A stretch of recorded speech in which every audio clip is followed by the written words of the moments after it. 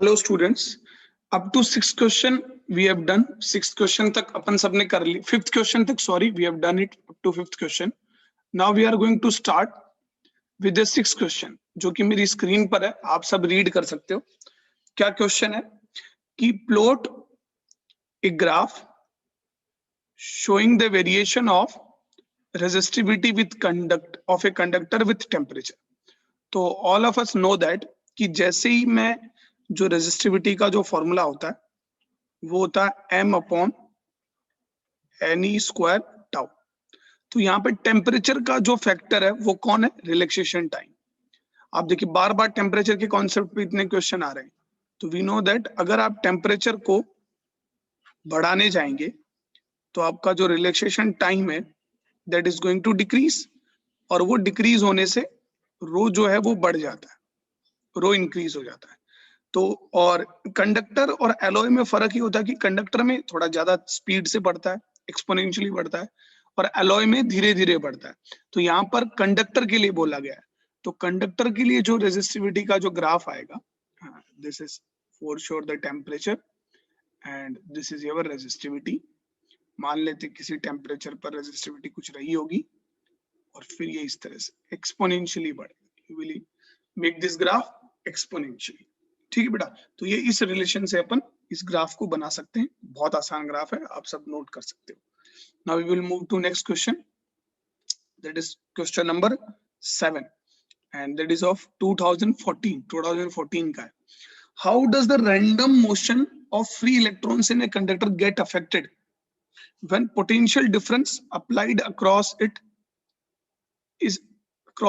ends।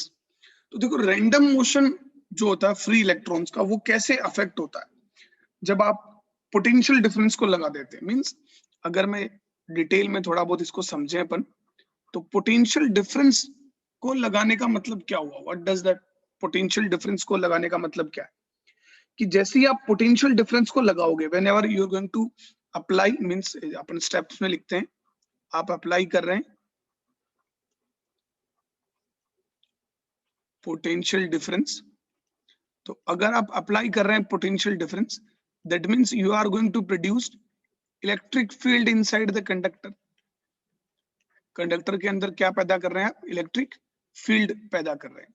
और electric field produce करने का मतलब क्या हुआ कि ऑल इलेक्ट्रॉन्स, जो भी इलेक्ट्रॉन्स हैं, they are going to feel what? Feel force opposite to electric field. वो सब इलेक्ट्रिक फील्ड के अपोजिट क्या फील करेंगे बेटा? फोर्स फील करेंगे। Means the random motion of free electrons will not be there, it will be vanished as soon as you will apply potential difference। means after application of electric field, after application of, we can say that after application of, जैसे आप potential difference लगाएंगे तो मतलब आप ये समझ लीजिए conductor में आपने एक इलेक्ट्रिक फील्ड लगा दी, और इलेक्ट्रिक फील्ड लगाने का मतलब जितने भी इलेक्ट्रॉन्स हैं उनका अब रैंडम मोशन नहीं होगा, they will start moving in a direction opposite to the direction of electric field. तो after application of potential difference due to electric field random motion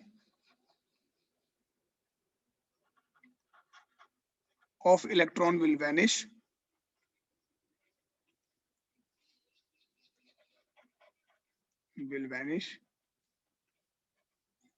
and they will start moving opposite to the direction of electric field। तो मतलब electric field ने उनको क्या दे दी? एक direction they the. they have given the direction। this is the thing। थोड़ी सी writing खराब है but समय के साथ ठीक हो जाएगी। so this is what the effect of potential difference or electric field on random motion of electrons। so आप नोट कर सकते हैं। now we will move to question number 8। what is the question number 8? see, plot a graph showing the variation of current versus voltage for a material of gallium arsenide। देखो बेटा ये क्यों दिया गया है, पहले अपन ये समझते हैं कि ऐसे क्या किसी भी मटेरियल का ग्राफ पूछ सकता है, बोर्ड के अंदर नहीं। ये बेटा क्योंकि ये एनसीईआरटी के अंदर ये जो ग्राफ है वो नोट किया गया है टू शो ओमिक और non ohmic device, ohmic and non ohmic reason.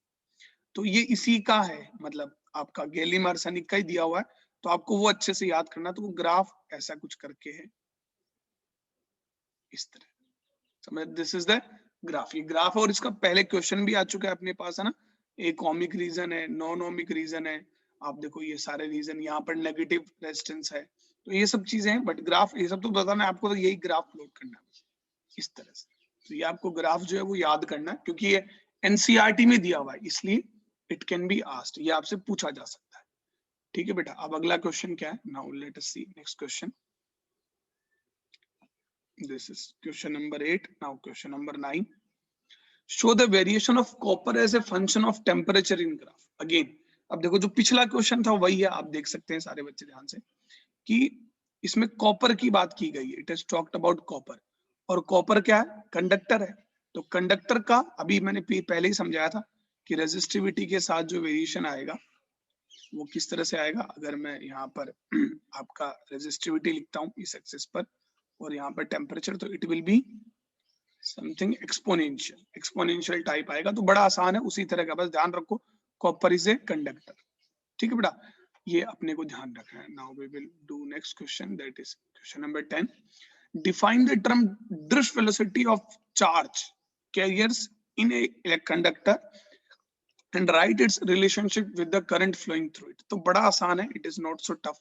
ये नहीं कह सकती कि क्वेश्चन बड़ा टफ है। ठीक है बेटा, ध्यान से देखो आप, क्या चीज है कि we have to write that term define drift velocity. Drift velocity क्या होती है?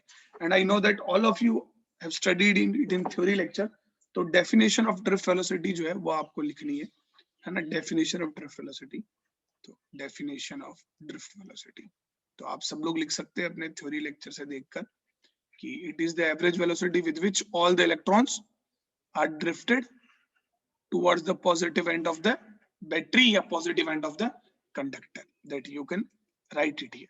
The next is write its relation with the current and, मतलब करंट, तो अपने को पता है कि जैसे कोई कंडक्टर होता है, और ये बड़ा इंपॉर्टेंट रिलेशन, इसको डेरिवेशन, यहाँ तो ये 1 मास का तो डेरिवेशन करने की जरूरत नहीं है। इसके अंदर कोई इलेक्ट्रॉन वीडी स्पीड से जा रहा है, तो करंट इसमें इधर फ्लो कर रहा होगा, तो रिलेशन अब सबको पता है, I इक्वल टू क्या होता है, ANEVD. So this is the relation between current and drift velocity. ठीक है बेटा, और definition of drift velocity all of you know, है ना। ये तो वो average velocity of all the electrons लिख सकते हैं ना, मैं चाहूं तो लिखा देता हूं आपको, average velocity of all electrons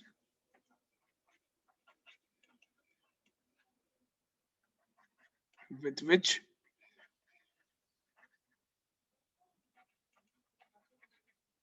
they move opposite to direction of electric field inside conductor. Very easy, कोई प्रॉब्लम वाली बात नहीं। So these are next 5 questions. Next 5 question के लिए अगला वीडियो बनाते हैं। Thank you.